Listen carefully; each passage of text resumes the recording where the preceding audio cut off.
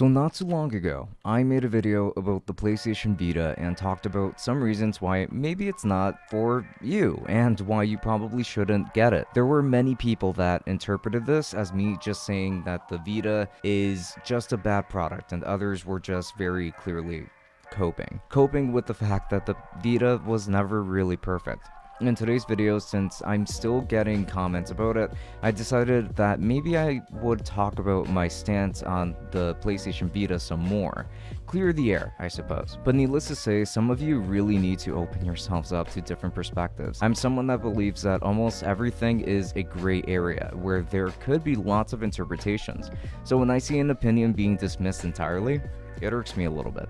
But anyway, I'll be reading your comments and responding to them. So let's dive right in.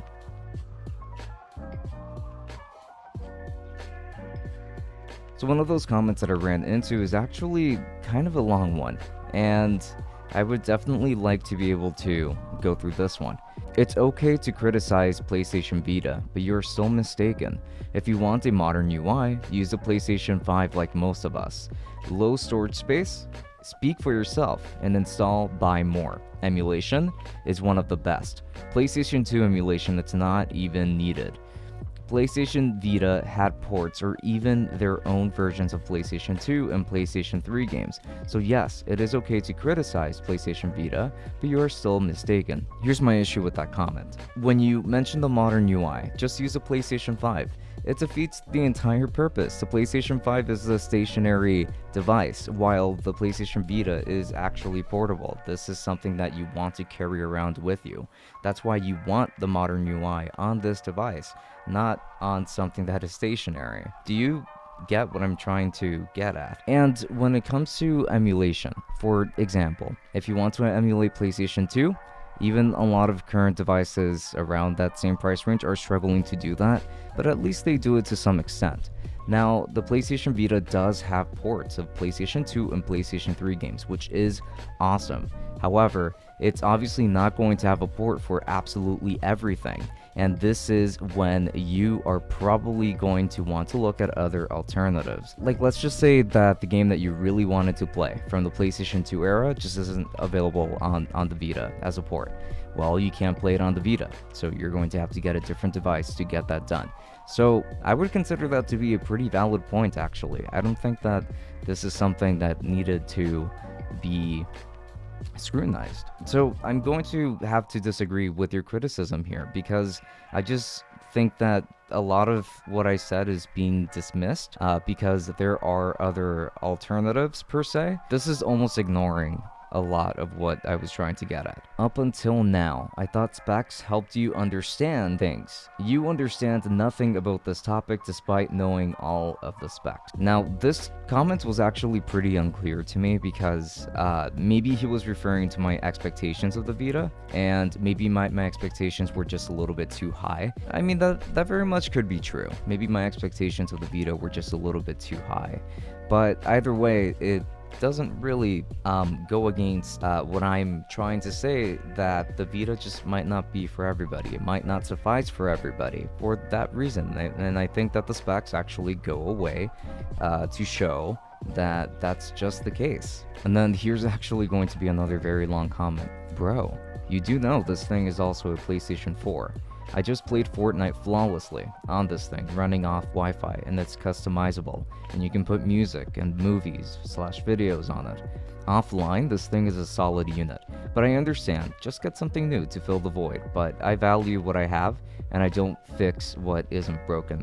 Guess not as consumer heavy as I made myself believe. And then the rest of it is actually agreeing with a good chunk of my points. So this isn't really to attack you. My response on this is not really to attack you. It's just going to be to address what you were trying to say. The Vita does have some special features, like remote play for the PlayStation 4, for example, and that is a pretty valuable thing, and I do think that you make a pretty good point with that. Remote play isn't something that necessarily everybody wants to do. Like, for example, me, I wouldn't want to leave my PlayStation 4 on the entire time at home so that I can play games somewhere else. That comes across as a little bit wasteful when it comes to energy. I guess that you would be doing the same thing if you were playing at home with the PlayStation 4 anyway, so I guess you can just dismiss my comment there. And yeah, I understand where you're coming from with this. I disagree with everything. Vita means life. And that's perfectly fine if that's how you feel, because the Vita is honestly really awesome. I really like my Vita after all, but it's not going to last forever. No matter how much you want it to last forever, it's not going to. The hardware is not really going to last forever. It's just how it is. And then the next one, nah man, I'm still rocking my modded PlayStation Vita to this day. PS Vita and PSP games, and then added RetroArch for my main games / arcade games, and I am all good. Also grabbed a modded new 3DS XL for all Nintendo good stuff, and you will still be set for years to come. And yeah, for years to come. I think that for a few more years, these are going to be great for sure. But eventually, you're probably going to get tired of the fact that, you know, the libraries of interesting games, at least, are pretty limited, honestly, when it comes to both systems. But luckily, because of emulation, you can still make a lot out of these systems. So I think that that's actually pretty good. But I just don't think that it's going to last as long as a lot of people really think that it's going to last. And then this one. I think this is a wonderful, amazing PlayStation Vita system, will be great in the next 50 plus years. People will still be buying this treasure masterpiece for years to come, and maybe Sony will soon realize how truly the handheld system was, and still is. There's gotta be a chance for PSP 2 or Vita 2 in the near future, and so what if phones have games that can be playable on iPhones and Androids, but Sony has made something magical. Die-hard fan of the Vita. And what I have to say to that is, quite frankly, 50 plus years is no, absolutely not. The Vita is not going to last that long. It's already been 13 years, and I'm certain that this thing is reaching its limit. And what is single-handedly keeping this thing alive is the community. The community is probably not going to be interested for that much longer in the Vita, especially for 50 years. Like when the battery is dead on this device and so many other things are just going wrong with it. You definitely would have moved on by then. So yeah, the 50 plus years part was just kind of funny to me. And who knows, maybe this comment was just meant to be a joke.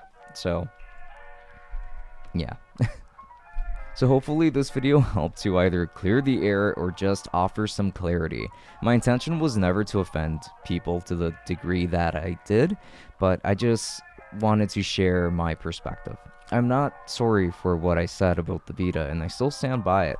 In fact, I've been spending so much time playing on my Vita that I will be making a follow-up video on it, because I do actually still really like my Vita, despite my criticisms of it.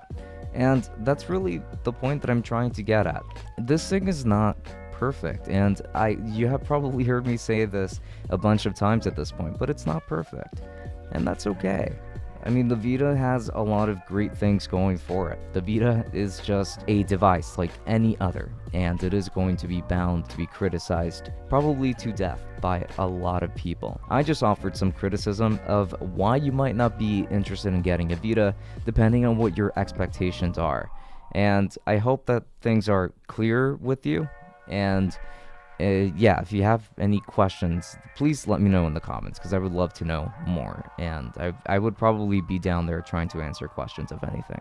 So yeah, please make sure to leave anything down below. So with that said, that's pretty much the end of this video. You can go ahead and find me on Twitch, where we'll be streaming more often now, and you can also find me on Instagram. And also, I wanted to note that if you haven't subscribed already, then you absolutely should, because there's going to be more content coming up, such as the ROG Ally review coming up pretty soon. I have to buy that thing with my own money, so it was a lot of money to spend on it, but it's going to be an interesting review. We're going to do a PC section and then an emulation section in due time. But with that said, this has been Francisco from Tech Summit. Thank you for watching, and until next time, enjoy.